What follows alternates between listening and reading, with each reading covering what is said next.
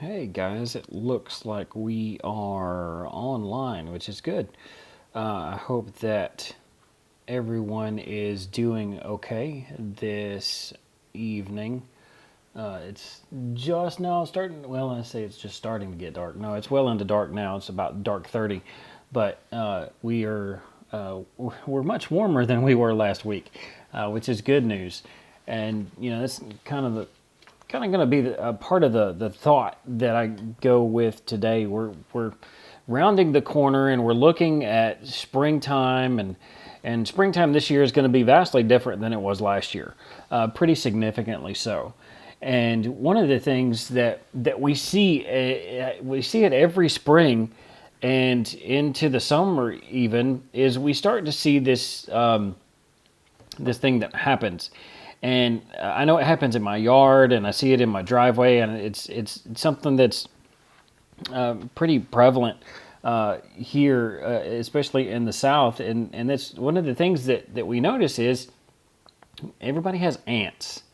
And we all have to deal with ants from one time or another. We're pretty fortunate we don't have those in the house, but I do know that some people have struggled with that in the past.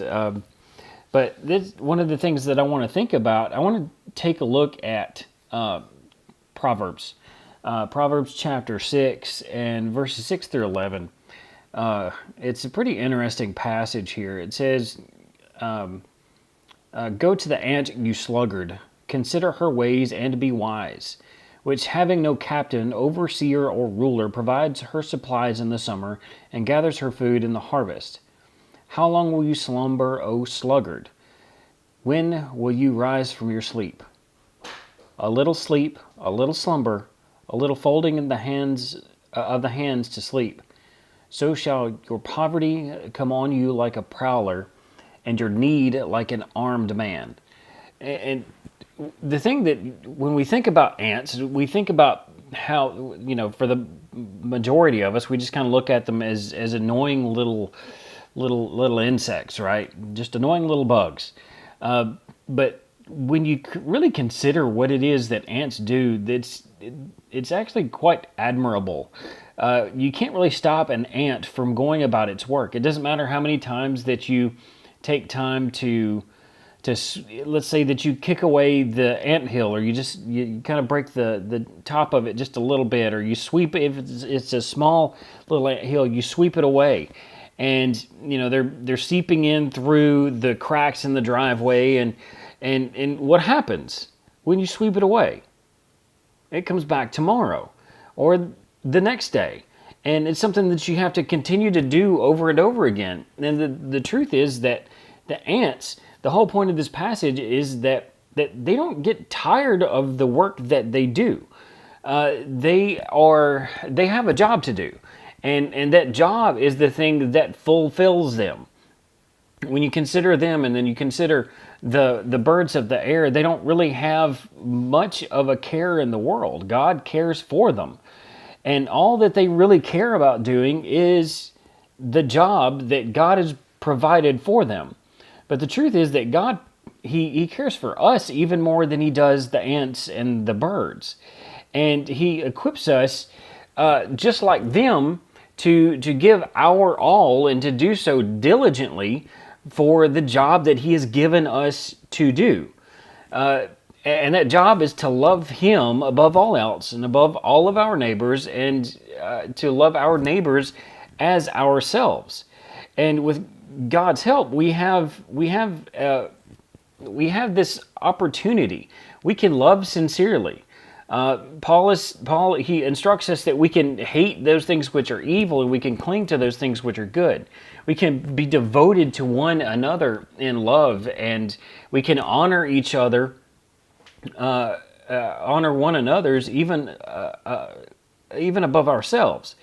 And another thing that we want to consider is that this provides an opportunity for us to never lack in zeal. What I want us to do for just a moment is I want us to look at the passage of. Sorry, I just was making sure I didn't have some instruction come in. No. So anyway, I want us to look at Romans chapter 12 and verses 3 through 18. And really what this does is this gives us this kind of describes what our job is. Our job is to serve God. It's to serve God with the gifts and with those things that we are given, and to behave like Christians should, to love one another, to hate those things which are evil, to cling to those things that are good, to serve the Lord, to provide hospitality and patience, and to share, to live in harmony with each other, to focus on the positive traits that we have as Christians, and to serve the Lord. And it's not a super simple task all of the time.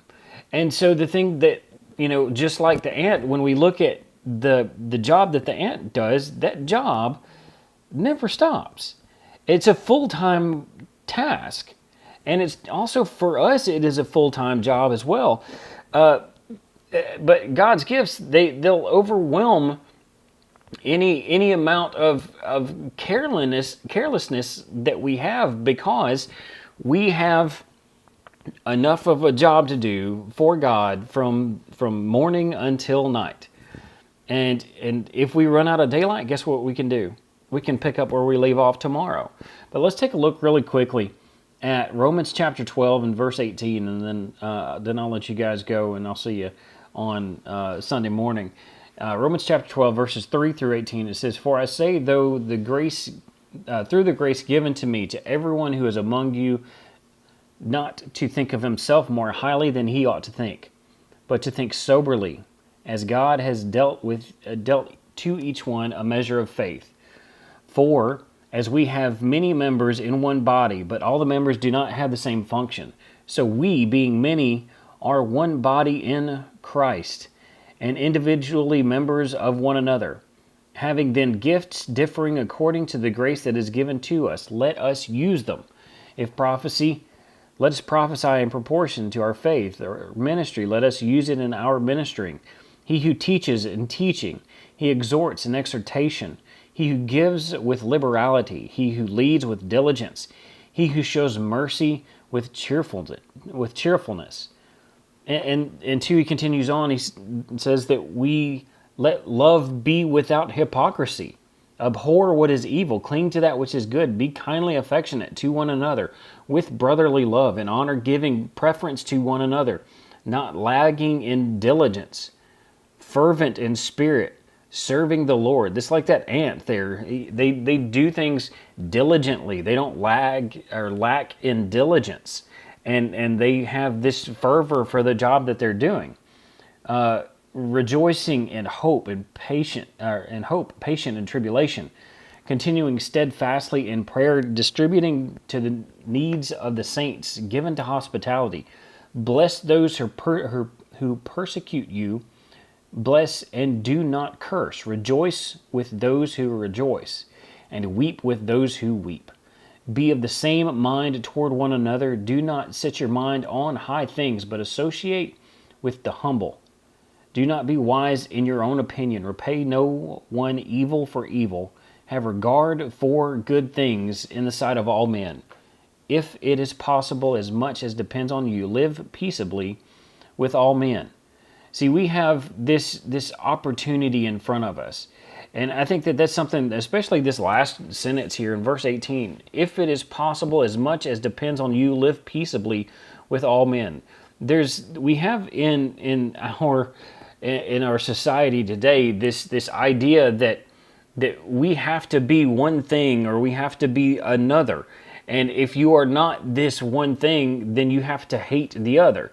If that one thing is not evil in and of itself, are we to hate that, or the people that are involved in it?